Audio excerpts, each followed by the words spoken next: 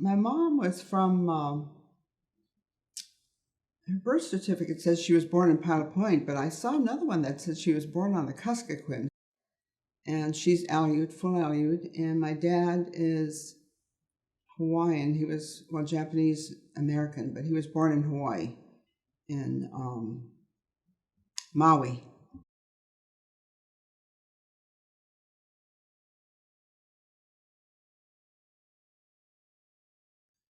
I think they came to the village and picked him up and took him to King Sam and put him in jail there.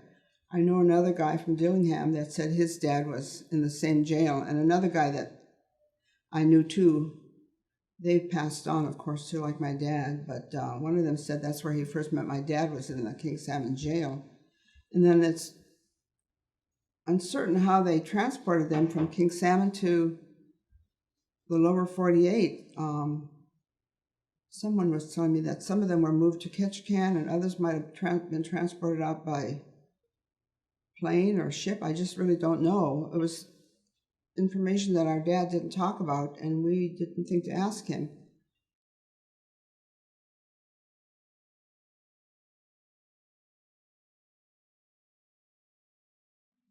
He was sent out first, and my mom was left behind with my brother, who was about 2.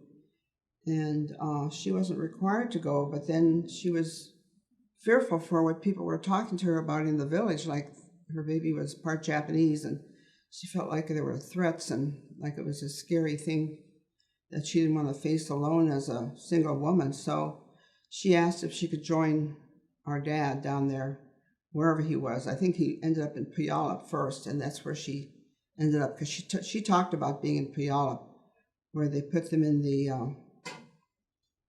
horse stalls and have them make their own beds out of the straw, the hay. It was actually a state fairground, but then the federal government took it over and interned a lot of people there until the Minidoka was built. So I don't remember how long they spent in Puyallup, but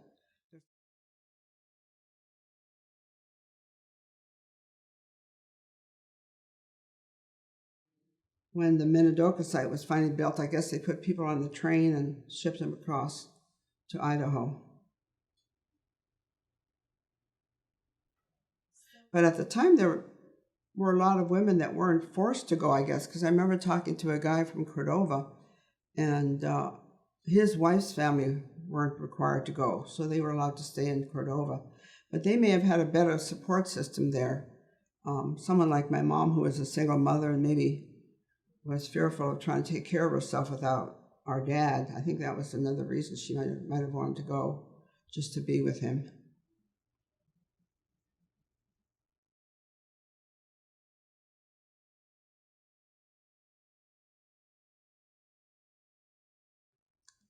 After the war ended, my dad wrote a letter to the Department of the Army requesting permission to return to Alaska. A lot of those that were sent to Minidoka and other camps were, they didn't want to go home because their homes and businesses were taken over, or they had to sell them at low prices because they were required to move in a hurry. But my family, thank goodness, wanted to go back to Bristol Bay, and they ended up going back to the village of Ugashik, which was our home, and Powder Point was a village nearby, which they had also lived in. But Ugashik was always the family home. So I was kind of glad they went back there. And I had always thought maybe their home was taken, but I really don't know about that. What my sister said to me one time was, you know, how do you think Mom feels when she goes to someone's house and they're offering her tea and cookies or something, and then there's her dishware being used? And I thought, oh my goodness, I hadn't even thought about that. But nobody ever confessed to taking any of their things. And I don't know if they even had a house. Maybe they're living in this old house that my family had at one time. Because when we went back, we lived in that little house. It was an older home, and it had really low ceilings, and the door was low. I mean, I'm short, so I could get in, but people that were taller would have to duck down to avoid the doorway. And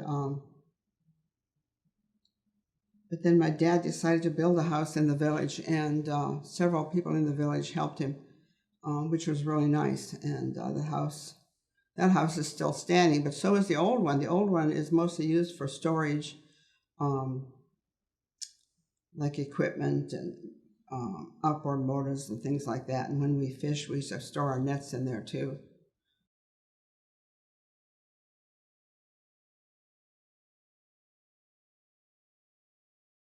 B for this building here, and then the number. I don't know whether we were in 4 or 5. I think I have it marked in another book, but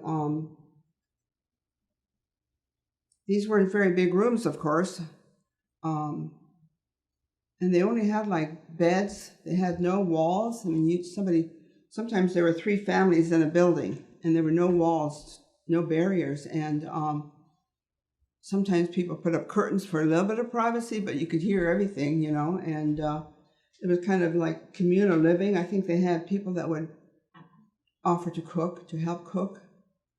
And then they had some people that would help teach the kids. And of course, the kids had the run of the place, and there was a baseball field somewhere that the kids had fun playing in. And that was rebuilt since the camp was shut down. They also put up there were towers there with guards in them during the war, and the barbed wire fences, but a lot of that deteriorated. So the time that I went, which was in 2014, they had a sentry building that they had rebuilt, and they put up some of the barbed wire. And they knew the barbed wire was to keep people in because the barbs on the wire was pointed in. So in other words, if you were trying to escape, you would get injured. But the interesting thing about this place is that all the farmland over here was farmed by the internees, and I read something where they had provided enough vegetables for the camp, and some of them were also shipped to some of the other camps, so they were really good farmers.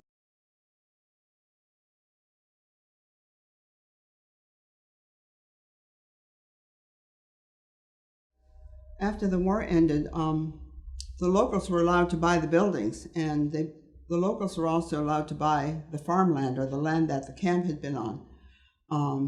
The Japanese Americans, even though they were good farmers, were not allowed to buy any of that. So a lot of them, like I say, left and moved elsewhere in the country.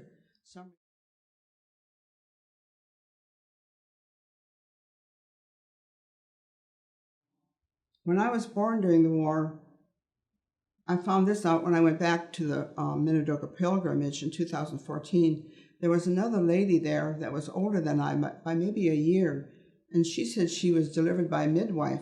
And I said, how come you were delivered by a midwife? But I was born in the hospital, which is right there. And she didn't know either. The only thing we could think of was maybe the hospital wasn't built then. And that was why, maybe because she was born a year earlier than I, that a midwife had to deliver her. And then I was born in the hospital.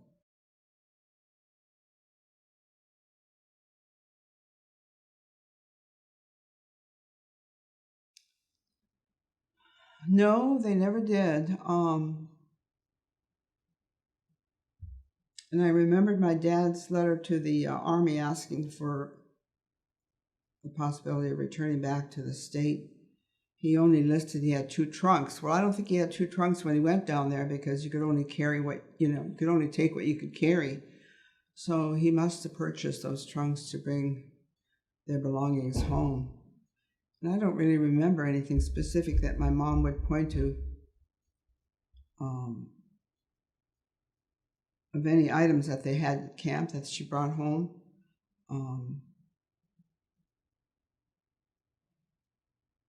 Yeah, but I don't remember my family having anything when they came back.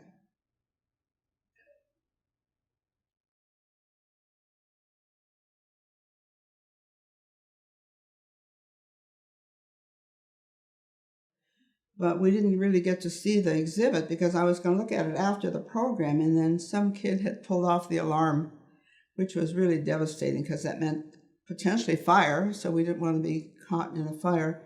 But then by municipal code or whatever, we had to exit the building. So we couldn't even go back in. I think we had to wait until the next day to go in and get our display items and close up the room that we were using. This last program we had was with the 442nd. My dad was in the 442nd,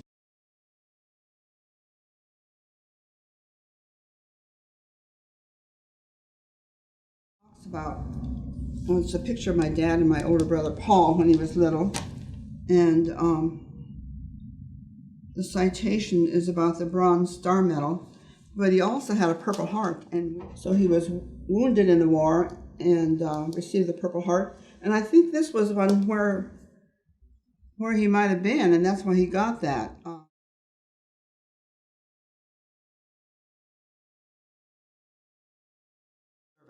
This was the program from the ceremony, and as you might know, only one gold medal was made to recognize the 442nd, and I never really thought about when they call a Congressional Gold Medal, or any gold medal, Presidential Gold Medal, that it's actually gold. And so while we didn't get an actual gold medal, a company was kind enough to make replicas for all of the people there. There were some actual survivors that were there who fought in the war,